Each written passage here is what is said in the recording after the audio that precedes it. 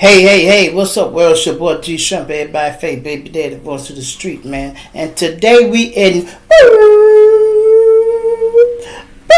we go be in Chicago with it, y'all. So hit that like button, y'all, and let's get right into it, y'all. Now look, I'm gonna be telling y'all some information that they don't want y'all to know, right? This story here is about a Marine, y'all. A Marine. This is a man who went served his country. He goes out at midnight and he's a conceal and carry guy too. So that means he's legally able to pack a gun. He goes out to get some food for his family and never made it back home, y'all. Never made it back home. He got ambushed and robbed on the way home, and he was killed. Would you believe the person, one of the people, it was 3 suspects. 2 of them, they ain't even caught yet. And then it's another one. Yeah, they got one of them in custody. 2 of them, they ain't even caught yet. They ain't even pressured this boy enough to get the names of these 2 people. They might have the name, but they ain't saying it, but they ain't apprehended them yet, right? Would you believe he went to court the other day and they didn't keep him in custody? They sent him home on house arrest. And some people would be like, why would they do that? Because what y'all do not know is the jail system is a business, y'all. It's not for punishing criminals like y'all just think. It's not. It is a business. If you ever want to know what happened to slavery, there it is. It's modern day slavery, y'all. They send you to the penitentiary and they make you work for cheap labor. Do you know when I was in jail, they would put us on these road crews and they would have us cutting the grass, washing cars, and doing anything that the state owned. We took care of it. They making things down there. They make the matches for the penitentiary. They make the milk. They make the hamburger meat. They own farms. They make clothes. Everything. All that old shit you hear about making license plates, yeah, they probably do in another state or somewhere else. In Illinois, I never seen them making license plates, but I seen them doing everything else, y'all. And it's ridiculous. Only way you would know that if you've been to the penitentiary. When you go to jail, y'all, when I was going to jail, it was like $45,000 they get a year for you being in custody. They would hold you 61 days, right? After the 61 days, that check is clear. They will send you back home because they don't care if you catch another case. Because if you catch another case, even if you go home and come back 30 days from now, if it's a new case number, they get paid all over again. So you done came back within the same year and they get another lump sum of money for you. Now imagine how many people they have incarcerated. And a lot of people go home and come right back. They go home, they send them home on work release, house arrest, and give them furloughs. They do all kind of shit. You go to work release and all that. And these guys, a lot of them ain't disciplined. A lot of them don't have no place to stay. And they can't follow those rules. Some of them can't follow those rules and they cut the band off and go right away.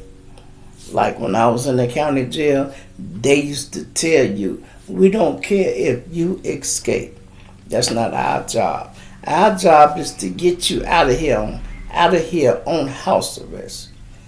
It's another department job to catch you when you escape. So all they will want you to do is cut that band, put that house arrest box and everything in a plastic bag and set it by the door. You don't even have to let them people in. When the house arrest department come by there, they go see that box right there. They ain't even go knock on your door. They go take the box and leave.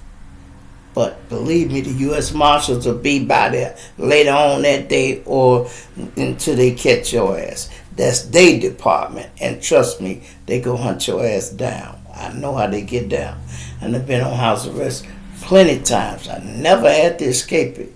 Because I always was comfortable at home. I always had my own woman, my own money. I was able to hustle at my house because my gate and my yard was big enough where I could go 100 feet to the gate. I was serving motherfuckers in the backyard on house arrest. So it didn't bother me at all to be on house arrest. You know, I would bond out sometime before I could even bond out. They'd be calling me for house arrest. I'd be bonding out. Listen, I done been in the house arrest room, y'all. They putting the ban on me, and they come down there with my paper, Jewett. I'm like, yes, sir. They bonding you out, man. You got what you want to do. You want to take the bond, or you want to? Nah, man. I'm just gonna go on house arrest. Tell them to just take that back, you know, and send the money back because I'm going home any fucking way. You know, I ain't some moving around where I can save that money. And you know what? I get that money when I go back home. Let me get that money, bro. You know, I put it back in my goddamn safe. I ain't used to spending. I got to fight the case anyway. And then when you bond out, the bond slip don't do nothing but go to the lawyer anyway. So that's what it do. You know. But listen to this story here, y'all. And this is really crazy. Let me get my glasses out, y'all.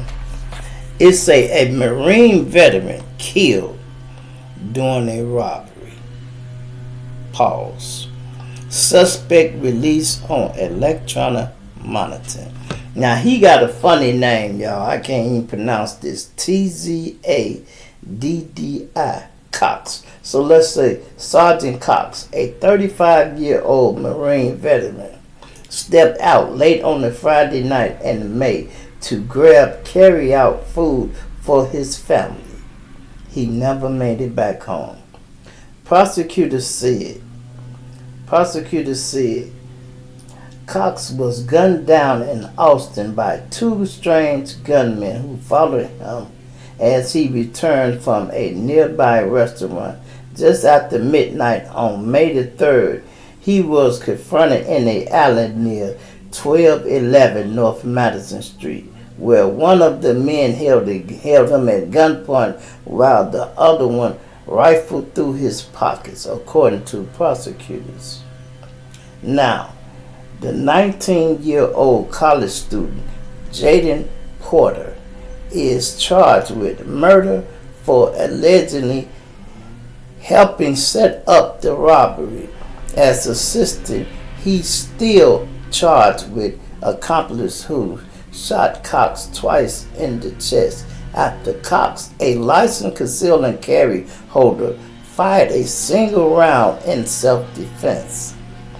This is a picture of the boy.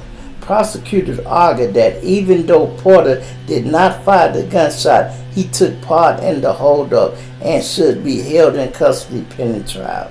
The judge denied this detention request and ordered him released on electric monitor. Now, ain't that a bitch, y'all? Release him on electric monitor. A man that got a murder case.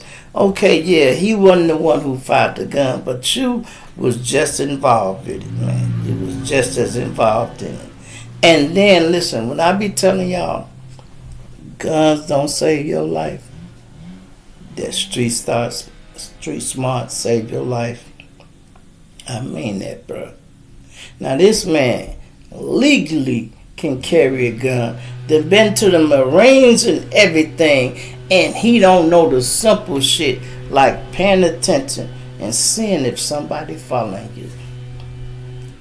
And what probably threw him off was when he seen them following him, they cut through an alley. And he kept walking. Okay, they ain't back there no more. They coming down the alley though. And he turns the corner And wherever he going in his house at, I guess he had to go through the back, through that alley. And when he turned in that alley, they was there. They upped the gun on him, and he like, okay, they took his shit. Basically, if you ask me, you robbed, you obeyed everything they told you to do. They took what they took. They didn't find your gun. You didn't even have to shoot it, bro. You really didn't, especially if you want to go nail them motherfuckers to the cross. He shot, hit one of them in the hand, and they turn around and boom, boom, boom, drill him twice in the chest, y'all. And the man died. And these were not no criminal masterminds, because one of the guys who got hit had to go home and try to tell the people he had a shootout with somebody, but he shot himself in the hand when he exchanged gunfire with who he's supposed to be shooting at. They tracked the phone, and it led him right back to the man who was killed in the alley, and it led him to everything he had did that night. So when they came back and doubled on him and showed him the evidence, he went on and told them the truth. Yeah, I was there. Woo, woo, woo. And he told them what he told them. They ain't even caught the other two suspects yet. They ain't even caught them yet. And this boy is 19 years old. We done did shit like that, stick up and little shit like that. But I done been with guys and be like, hey, bro, don't shoot no motherfucker unless I tell you to. That's always been on me. Hey, bro, I don't need you doing nothing. Just hold that motherfucker. You know what I mean? I have been in them situations. The nigga had to chase a bitch down. I'd look at him, hey, nigga. Hey, hey, G, alright. Don't you, If I don't tell you to pop that bitch, don't you pop it. Because sometimes people do shit premature. And even if he did bust or whatever, and you done turned around and drilled this now, you done made this robbery a goddamn murder. And I guarantee you, you ain't getting nothing but a debit card and maybe $30, $40, maybe $20 change, if he had change. Because if he paid for a credit card, he didn't have no money. So whatever he had in his pocket, that means you probably got his phone, his car keys, whatever dollar he had in his pocket, if he had some in his pocket. And that's it. The money must have been satisfying, because y'all didn't even search the man good enough to know he had a damn weapon. So you must have probably pulled a knot out like, woo-hoo, all right, let's go. And they bounced, and as they was wondering, wow, oh shit, boom, boom, boom, boom, turn around and he busted the man and hit him. Most murders, y'all, are caught accidentally. And I ain't talking about the drills that were niggas turn the corner shooting. Yeah, we know these were planned murders. I'm talking about when a motherfucker like this situation here, nigga, perfect example. The nigga who got beat up yesterday in New York takes his gun and over his shoulder, pow, and kills a motherfucker. He kills a motherfucker. A trick shot over his shoulder. He just wanted to get him up off him, so he just bust that bitch. Pow! Ow! Shit! Probably he couldn't hear shit. The rapper laying there dead as a motherfucker. I bet he said, man, damn. That's why I didn't shoot the nigga at first. If he wanted to catch a body, y'all, he could have shot the nigga as soon as they started punching him. But no, he didn't do that. Now back to this guy here. The man shot at them, and the nigga turned around, boom, boom, and hit the man in the damn chest. And he did. 19. And they going to the jail. This man here on electric monitor. You go trust a goddamn murderer to stay in the house? I want you to stay in the house now, okay? Okay? And you make sure you come to court now, yeah. Okay, make sure you come to court until we get ready to give you natural life now. I need you to come to court. Okay, I'm gonna come, sir. I promise I'll come. Yeah, you know you might get natural life if you found guilty. Okay, I understand. Okay. You think that motherfucker ain't gonna run? Shit. Or do you think he just go stay in the house? His life was that good. If he out having to rob a motherfucker at 19, maybe he needs something.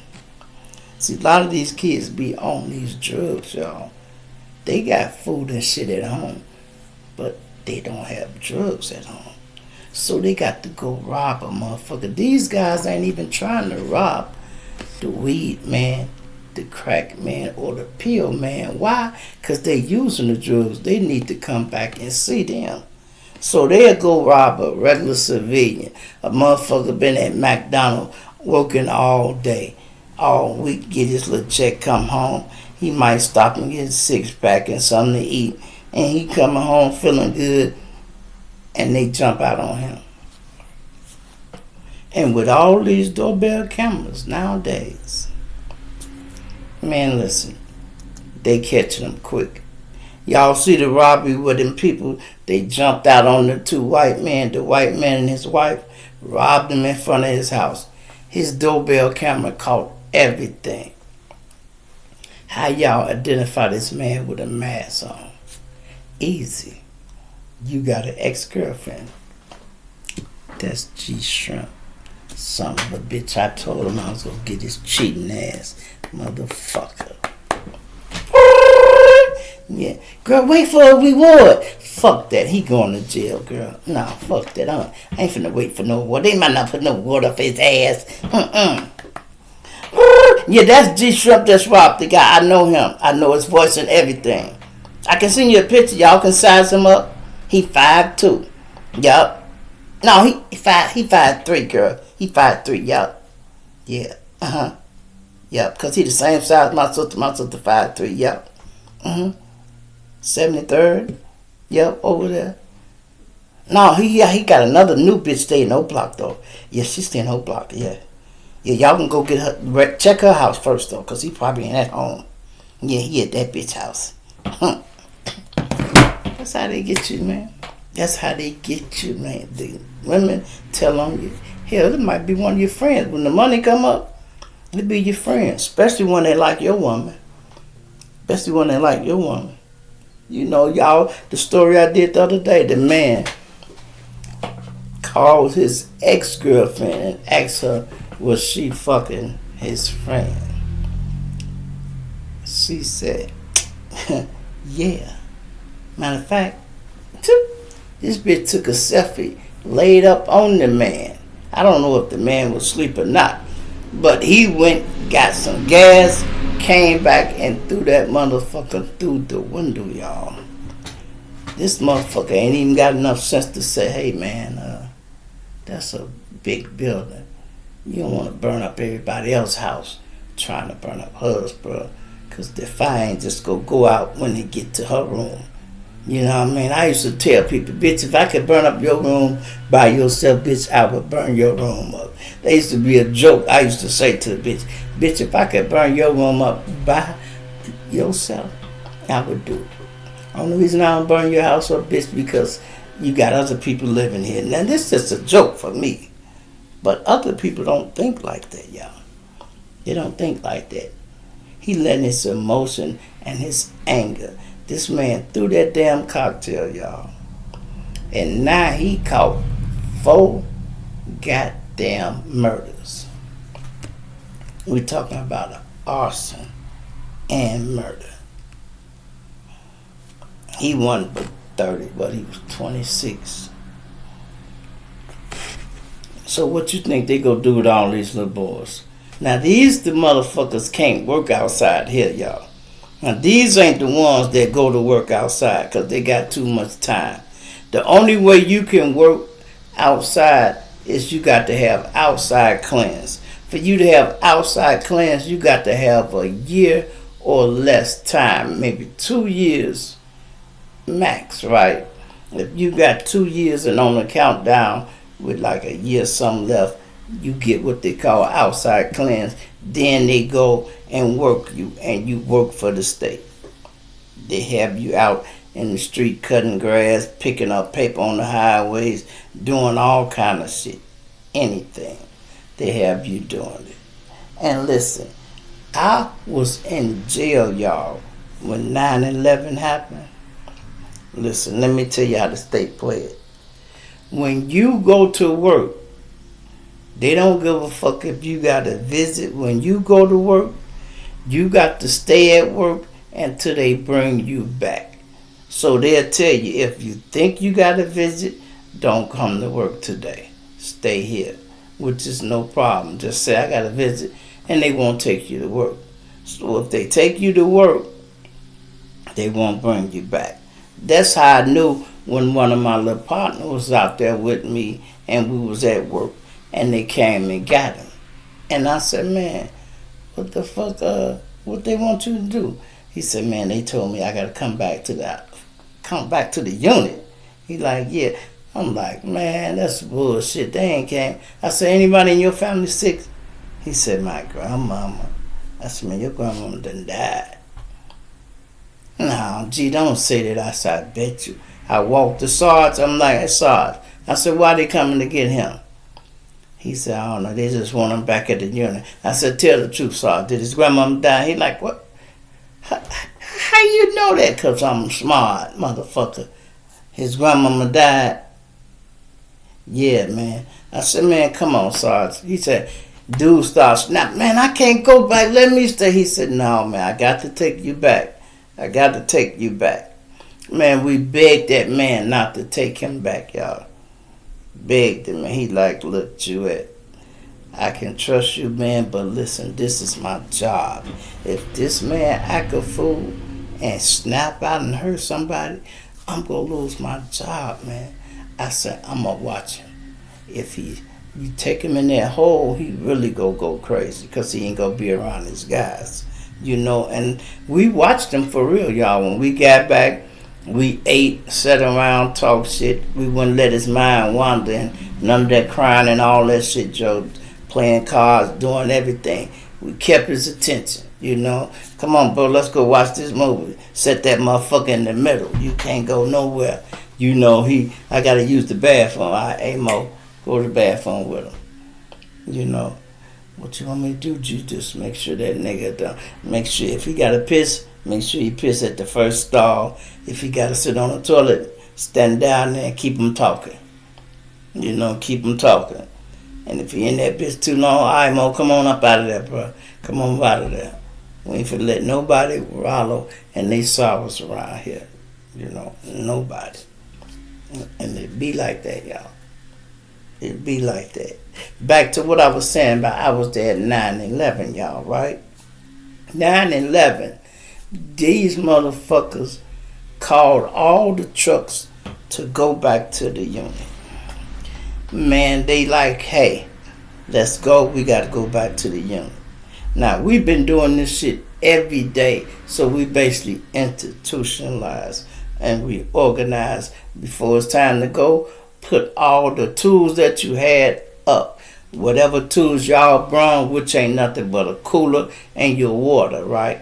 The cooler is where your lunch part was in. The water is for y'all, if y'all had pops or whatever. That you take that, put it on the truck, and you put all the tools up. He telling us we finna go. Everybody walking to the shed to put the tools up. He like, nah, leave the tools. We got a second to go. And we like, man, we go just put it upside. Look, put the fucking tools down and let's fucking go now. Now we like, what the fuck wrong with him? Because these guys don't talk to us like that. Because they know we will whoop one of their ass. You feel me? They don't talk to us aggressive. So we all get on the truck. And we noticing he's driving extra fast. When we turn and get back on the highway, because they have you sometime deep in the woods somewhere. You might be cutting trees or whatever you're doing. You way off the highway. So by the time we get up to the highway and turn, headed back toward the penitentiary, we see two more of our trucks And they seem to be moving fast too. One of them dropped the hanger that goes on the back. Normally if they drop something, they'll pull over and pick it up. They kept rolling, left that shit. We ran it over. I'm like, damn, they lost the tailgate. He like, don't worry about it, right? When we get back to the damn unit, they out there with AKs. Well, they don't have AKs. Well, they have them, but they had M16s at the gate. They had the gate open. All the trucks pulled in. They got the guns. They walked around them with the mirrors to see, make sure ain't nobody under. They did that, closed the gate. We all get out. What we finna do? Go to the strip search room, because that's how it go, right? We walk into the strip search. He said, y'all, don't worry about the strip search. Go back to your unit. Some of the people getting off the bus ain't hid. They hid. He like, hey, don't go to the strip search. Go to your fucking unit. We're like, what the fuck is wrong with these motherfuckers? All of them tweaking, right? When we walks in, the guys, all of them standing there looking at the TV. The first plane had hit already. So we walking in, CNN is on. I'm like, man, what the fuck is going on? They like, man, a damn plane done accidentally crashed into one of the towers. We like, what? How the fuck he didn't see the towers daytime? I don't know, man, he crashed into the tower. We didn't know it was a terrorist attack at the time. We sitting there, as we walking in, we talking a little bit.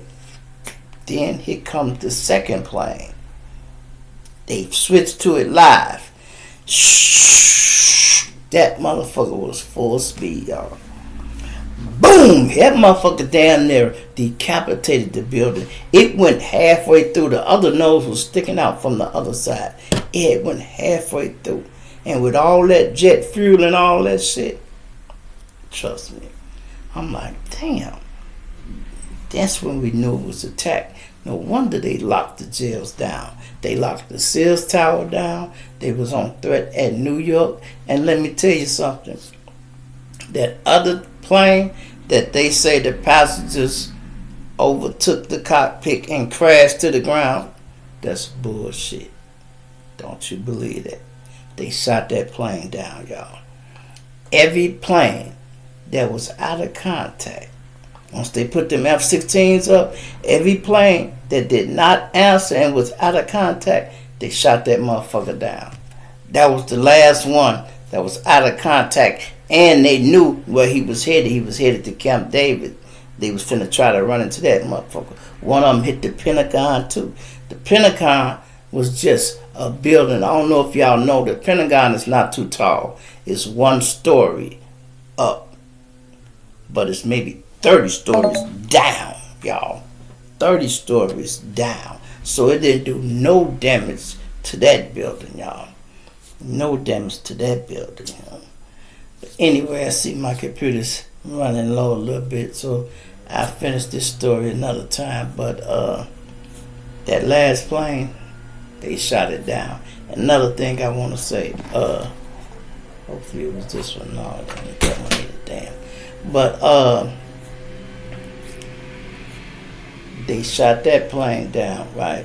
Oh, I was finna say the Twin Towers, they blew them buildings up. I don't know what Bush had to do with it, y'all, but them buildings, the plane did not make that building fall down. If you don't believe me, go and watch how buildings fall when they blow them up and they knock them down. When you set the bombs and the charges around all the beams, they come straight down. Both of those buildings came straight down. The firemen had a brand new truck, and they went under the bottom of it because they finna start helping people. They said they heard explosions hitting all the beams. Boom, boom, boom, boom, boom, boom, boom. They jumped back in the fire truck. It's the only thing that fucking saved their life. The building came down on them and was all around them. When they dug that motherfucker out and, started getting the rescuing people, them firemen was still in that damn truck. They told their story, but you can't hear it too many times. Because when they said it, whenever they said it, they must have told them, shut your damn mouth. I guarantee you can't find that nowhere else. If you can find it at all with them telling that story. Unless they finna die and retire and they on their deathbed, they might talk then. Anyway, man, it's your boy G Shrimp, everybody fake baby daddy, voice of the street. I'm gonna plant you now, dig you later. I'm out of here. Hit that like button, y'all. Subscribe to the channel. And if you feeling generous, put something in that cash app, man. It's $ Brotherville. Also, I got Zelle, y'all. You can put the Zelle in there. It's actually my phone number. It's 773-991-6824. That'll connect you right to my Zelle account. And my Gmail is gshrimp73@gmail.com. I'm out of here.